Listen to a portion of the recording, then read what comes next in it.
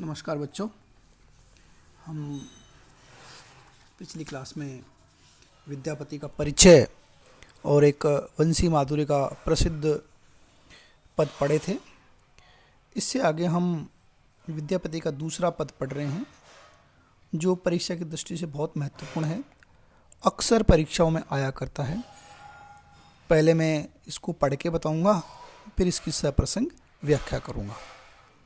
मुझे आशा ही नहीं बल्कि पूर्ण विश्वास है कि आप लोग पढ़ रहे होंगे, बुक्स खरीद ली होंगी और इसमें से पढ़ रहे होंगे। लेकिन मुझे ये लग नहीं रहा आपके रुझान से कि आप कुछ सवाल के जवाब नहीं दे रहे, कुछ होमवर्क करके नहीं दे रहे, तो उससे थोड़ा डिसअपॉइंटिंग है, ये निराशाजनक है।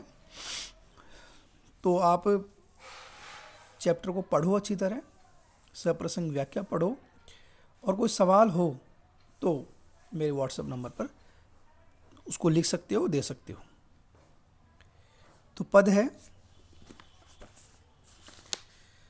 सुन रसिया अब न बजाऊं विपिन बंसिया, बार बार चरणाविद गई सदा रहब बन दसिया, की चलूं की होइब के जाने, व्रता होइत कुल हंसिया।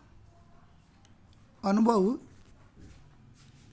ऐसन मदन भुजंगम, हृदय मोर गेल डसिया, नंद नंदन तू शरण त्यागब, बलु जग होई तुरजसिया, विद्यापति कौसुन बनता मणि, तोर मुख जीतल ससिया, धन्य धन्य थोर भाग कुवारिन, हरि भजु हृदय हुलसिया।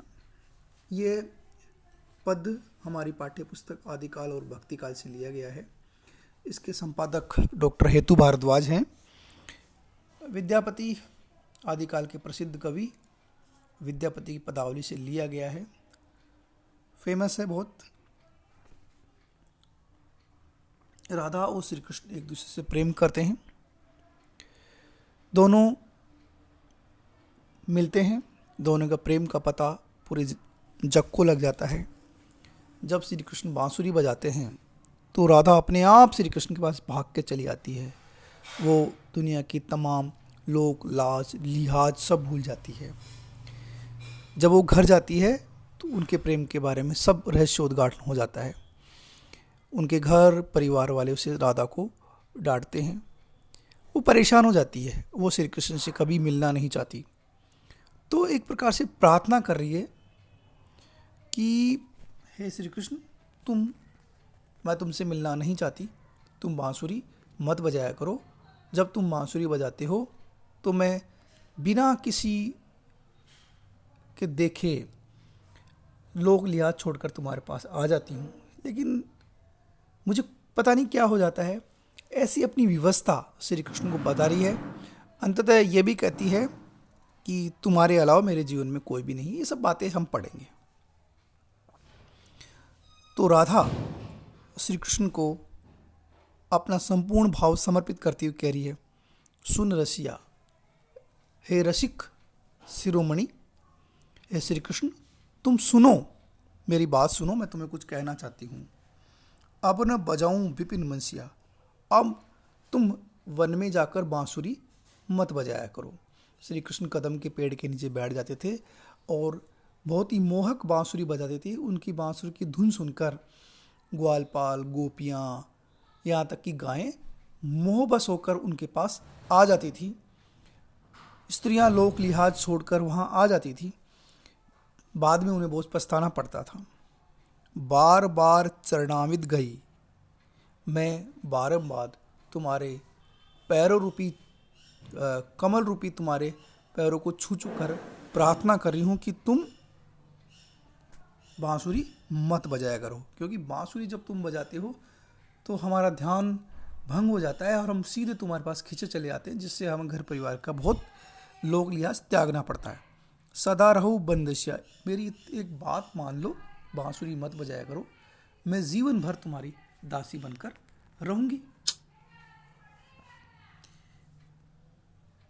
मैं प्रेम तो तुमसे करती हूँ, लेकिन तुम बांसुरी बजाते हो, फिर मुझे आना पड़ता है, और आने के कारण मुझे सब कुछ समाज की बहुत सारी बातें हमें सुननी पड़ती है। की छलूं की होई के जाने, तुमसे मुझे प्यार करने से पहले और बाद पता नहीं कि मेरे साथ कुछ छल हुआ है, कोई धोखा हुआ है, और आगे पता नहीं क्या होगा। व्रता होइत कुल हसिया, मुझे कभी कभी ये तो नहीं लगता कि बिना बात ही दुनिया में मेरी हंसी उड़ जाएगी, मेरे कुल की मेरी बदनामी हो जाएगी। अनुभव ऐसन मदन भुजंगम, हृदय मोर गल दसिया, मुझे ऐसा लगता है कि कामदेव रूपी सर्प ने मुझे मेरे हृदय में काम भावना मेरे मन में बहुत ज़्यादा जागृत हो गई है, और मेरे हृदय में काम भावना जागृत हो गई है, और कामदेव रूपी सर्प मेरे गले में पड़ गया है और मेरे को डस रहा है, अर्थात मैं तुम्हारे बिना नहीं रह सकती। मुझे बारंबार काम भावना जागृत हो रही है। ऐसा लगता है नंद नंद तू शरण त्यागब, मैं, वो कहती है कि श्री कृष्ण नंद बाबा के पुत्र शरण, मैं तुम्हारी शरण नहीं त्यागूंगी, मैं तुम्हारा साथ नहीं छोड़ूंगी। बलू जग होए हंसिया, और दूसरी बार कहती है कि सारे संसार में मेरी हंसी हो जाए, मेरी बदनामी हो जाए, लेकिन फिर भी मैं तेरा साथ नहीं छोड़ूंगी, मैं तुमसे प्रेम करती हूँ, प्रेम करती रहूँगी। विद्यापति का सुन वनिता मणि, विद्यापति कहते हैं कि वनिता मणि श्रेष्ठ रमणियों में से एक सुंदर नारी, मेरी बात सुनो। तोर मुख जीतल ससिया, कि तुम्हारा मुख ने तो चंद्रमा को भी जीत लिया है, अर्थात तुम्हारा मुख चंद्रमा से भी अत्यधिक ज़्यादा सुंदर है। धन्य धन तोर भाग ग्वारिन, विद्यापति सखी विद्यापति राधा की तारीफ करते हुए कहते हैं कि हे राधा, हे ग्वालिन, तेरा भाग बहुत बहुत धन्य है। हरि भजो, क्योंकि तुम हरि का भजन करती हो। हृदय हुलसिया, और तुम उल्लासपूर्वक रहती हो, मन में हमेशा उल्लास रहता है। तो ये पद के विशेष की दृष्टि से देखूं तो राधा और श्री कृष्ण के प्रेम का वर्णन है। एक प्रकार से राधा श्री कृष्ण से बांसुरी नहीं बजाने के लिए कहती है ताकि वो मिलना नहीं पड़े, लेकिन फिर भी वो बरबस राधा श्री कृष्ण से पास चली आती है और कहती है कि मुझे पता नहीं कि क्या होगा, मेरे साथ धोखा हुआ है, या तुम मुझसे प्रेम करते हो कि नहीं करते हो, लेकिन मैं तुमसे बहुत ज़्यादा प्रेम करती हूँ, चाहे उसके लिए मुझे संसार में बदनामी क्यों नहीं झेलनी पड़ी, मैं तुम्हारे बिना नहीं रह सकती, चाहे पूरी दुनिया मुझे कुछ भी कहे। फिर विद्यापति उसकी बात सुनकर कहते हैं कि हे राधा, तेरा निर्णय बहुत सही है और तुमने श्री कृष्ण को अपने दिल में बसा लिया, तुम्हारे भाग धन्य धन्य हैं। सहज और सरल है, बार बार में पुनरुक्ति प्रकाश अलंकार है, चरणाविद में रूपक अलंकार है, और मदन भुजंगम में रूपक अलंकार है, नंद नंदन में अनुप्रास अलंकार है, और तोर मुख जीतल जैसे तेरे मुख ने चंद्रमा को जीत लिया व्यतिरेक अलंकार है, जहाँ पर आज तक आपने सुना होगा कि चंद्रमा के समान राधा का मुख है, यहाँ राधा के मुख से भी चंद्रमा ज़्यादा सुंदर है, इसलिए जहाँ लोक प्रसिद्ध उपमानों से उपमेय श्रेष्ठ होता है वहाँ पर व्यतिरेक अलंकार होता है। परीक्षा की दृष्टि से बहुत महत्वपूर्ण है, आप ध्यान रखें और पढ़ते रहिए। बाकी हम नेक्स्ट क्लास में आपको बताएं।